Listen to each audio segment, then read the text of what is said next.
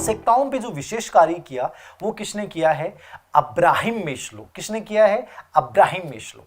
Maslow कौन है? Maslow एक मानवतावादी आंदोलन के जनक है। मानवतावादी हमारा जो संप्रदाय है मनोविज्ञान में, उसका इन्होंने प्रतिपादन किया और इन्होंने अभिप्रेरणा को एक जटिल प्रक्रिया कहा है और कहा कि व्यक्ति विप्रेरणा से सतत रूप से विप्रेरित होता है। और इनकी बहुत बड़ी किताब और बहुत लोकप्रिय किताब थी मोटिवेशन एंड पर्सनैलिटी। ये किताब 1954 में प्रकाशित हुई थी। दोस्तों कुछ चीजें ऐसी होती हैं जिनमें बड़ा विवाद रहता है। किताबों की डेट है, डेट में बड़ा मनोविज्ञान में बड़ा विवाद चलता है। आपको याद रखना है अब्राहिम मेस्लो ने 1954 में अपनी पुस्तक मोटिवेशन एंड पर्सनैलिटी में, ठीक है, आवश्यकता पदानुक्रम सिद्धांत दिया। कौन सिद्धांत दिया? आवश्यकता पदानुक्रम। ये थोड़ा सा आपको समझना है कि वास्तव में आवश्यकता पदानुक्रम सिद्धांत क्या है। सबसे पहली सिंपल सा प्रश्न यहां से जो पूछा गया वो क्या पूछा गया? अब जैसे मैं कह रहा हूं ना कि कोई भी चीज को पढ़ने से पहले माइंड में इमेजिनेशन करना है। मेस्लो मुझे पढ़ के जाना है तो मैं कैसे पढ़ के जाऊं मेस्लो की मुझे कोई दिक्कत नहीं हो। तो मेस्लो कौन है? अब्राहिम मेस्लो। इन्हों मानवतावादी आंदोलन का इनको जनक माना गया है।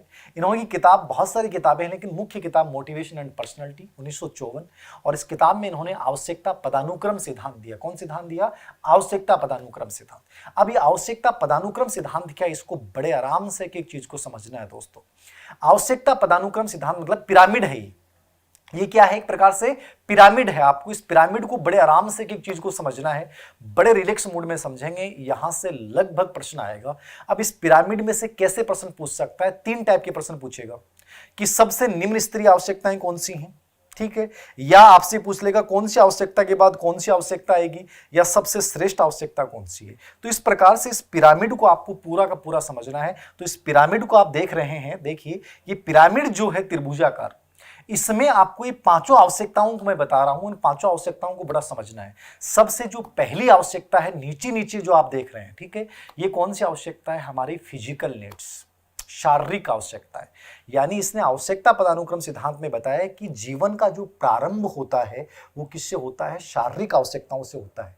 यानी हम एज ए पशु के रूप में जो जीवन जीते हैं वो एक प्रकार से क्या है? हमारी शारीरिक आवश्यकताओं से शुरू हो रहा है। भोजन, पानी, काम, नींद, मलमूत्र त्याग, ये हमारी कौन सी आवश्यकताएं? शारीरिक आवश्यकताएं। तो फिजिकल नीड हमारे जीवन का बेस है। अब आपसे ये प्रश्न पूछेगा कि जीवन का प्रारंभ किन आवश्यकताओं से? तो शारीरिक आवश्यकताओं से है। ये निम्न स्तरीय आवश्यकताएं, लेकिन ये श्रेष्ठ आवश्यकता नहीं है, ये निम्न स्तरीय आवश्यकताएं, क्योंकि पशु भी तो यही करता है। तो एक प्रकार से हम पशु के रूप में 5 आवश्यकताओं की पूर्ति कर रहे हैं, मेस्लो कर रहा है कि यदि आप केवल इन आवश्यकताओं तक सीमित है तो केवल एक पशु है। तो शारीरिक आवश्यकता हमारा बेस है, नींव है। जैसे आपकी शारीरिक आवश्यकताओं की पूर्ति होती है, एक आवश्यकता के बाद दूसरी आवश्यकता, जैसे आपकी शारीरिक आवश्यकताओं की पूर्ति होगी, 2 नंबर पे कौन सी आवश्यकता आएगी? सुरक्षा की आवश्यकता। कौन सी आवश्यकता आएगी? सुरक्षा, सेफ्टी नीड। अब सुरक्षा आवश्यकता क्या होती है? शारीरिक आवश्यकताओं की पूर्ति होगी, फिर हर इंसान ये चाहता है कि वास्तव में मेरा जीवन में कोई ना कोई मेरी रक्षा करने वाला हो, ठीक है, मेरे घर वाले हो, मेरे पास मकान हो, ठीक है। तो ये सुरक्षा आवश्यकता होती है। जैसे आप में से बहुत सारे लोग हैं अभी देख रहे हैं, तो मुझे लगता है कि आप में से लगभग ने LIC करवा रखी है। LIC क्यों करवा रखी है?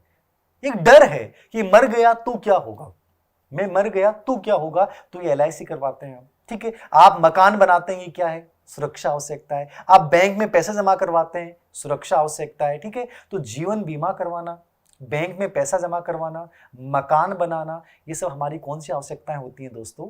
सुरक्षा आवश्यकता। शेयर मार्केट में आप निवेश कर रहे हो, भी सुरक्षा आवश्यकता है। तो जैसे ही शारीरिक आवश्यकताओं की पूर्ति होगी, 2 नंबर पे कौन सी आ जाएगी? सुरक्षा आवश्यकताएं आ जाएंगी। और सुरक्षा आवश्यकता के बाद 3 नंबर पे जो आती है वो आती है सामाजिक आवश्यकता, जिसको आप बोलते हैं प्रेम या स्नेह। सबसे पहले शारीरिक आवश्यकता, उसके बाद 2 नंबर पे कौन आई? सुरक्षा आवश्यकता, और 3 नंबर पे कौन आ रही है? प्रेम या स्नेह, जिसको आप सामाजिक आवश्यकताएं बोल सकते हैं। हम सब की इच्छा होती है कि हम किसी से संबंध बनाएं, वो हमसे प्रेम करे और हम उससे प्रेम करें। ये हमारी कौन सी आवश्यकता है दोस्तों? प्रेम और स्नेह की आवश्यकता होती है।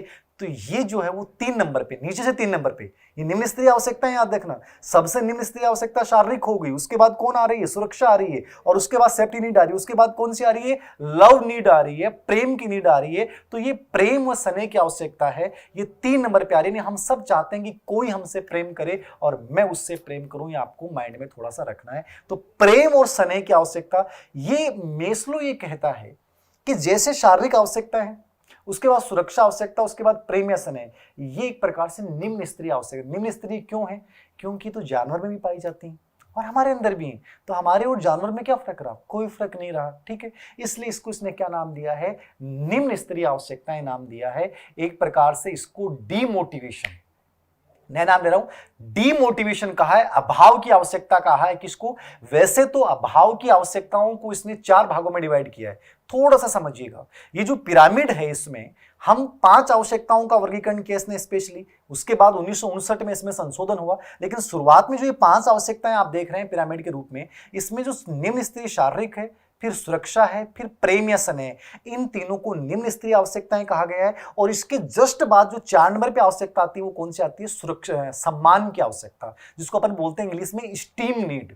अभी स्टीम नीड क्या होती है, सम्मान की आवश्यकता क्या होती है? हम सब चाहते हैं कि मेरा एक वैल्यू हो, समाज में, परिवार में एक मेरी वैल्यू हो, घर परिवार में मेरी वैल्यू हो, मैं जहां भी जाऊं वहां थोड़ा सा मुझे कदर दी जाए, मेरे नाम से मतलब मुझे बुलाया जाए। तो ये क्या है? अपनी स्टीम नीड है। कौन सी नीड है? अपनी स्टीम नीड है। तो सम्मान की आवश्यकता 4 नंबर पे आती है, याद रखना। किस नंबर पे आती है? 4 नंबर पे। अब इसने क्या किया है कि नीचे से लेके जो ऊपर तक ये 4 नंबर की जो आवश्यकताएं हैं, इसको इसने क्या कह दिया है? डीमोटिवेशन। याद रखिएगा, ये नई चीज बता रहा हूं मैं आपको। वैसे तो निम्न स्तरीय आवश्यकताओं में केवल नीचे वाली 3 आवश्यकताएं हैं, लेकिन इसने डीमोटिवेशन यानी जिसको अभाव की आवश्यकता बोला है, जिसमें इंसान चाहता है कि मैं कैसे भी प्राप्त करूं, उनका अभाव होता है, इसको इसने डीमोटिवेशन कहा है। नीचे से ऊपर तक 4 नंबर तक को क्या नाम दिया इसने? डीमोटिवेशन। क्या नाम दिया है? डीमोटिवेशन।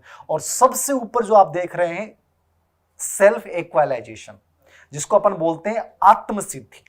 क्या बोलते हैं? आत्मसिद्धि। ये सबसे इंपॉर्टेंट होती है दोस्तों, इसको बहुत आराम से समझना है। सेल्फ एक्वालाइजेशन क्या है, आत्मसिद्धि क्या है? देखिए, हर व्यक्ति का सपना होता है और आपका भी सपना है। आपके माता पिता का सपना होता है कि मेरा बेटा बेटी जिंदगी में उस सर्वोच्च शिखर पे जाए। उन्होंने जो सपने देखे हैं, आपने जो सपने देखे हैं, यदि उन सपनों को आप पूरा कर लेते हैं, माता पिता के अरमानों को पूरा कर लेते हैं और जीवन के वास्तविक उद्देश्य को आप पूरा कर लेते हैं, यानी सर्वोच्च शिखर पे पहुंचने की जो प्रक्रिया है, उसको मेस्लो ने क्या नाम दिया है? आत्मसिद्धि नाम दिया। समझ में आ रहा है? सेल्फ एक्वालाइजेशन, वो आवश्यकता जो सर्वोच्च शिखर पे पहुंचने की आवश्यकता है, जिसको अपन आत्मसिद्धि बोलते हैं। मेस्लो कहता है कि जीवन का सर्वोच्च उद्देश्य क्या है? अपना आत्मसिद्धि है। और इसको इसने नाम दिया है बी मोटिवेशन। कौन सा मोटिवेशन? बी।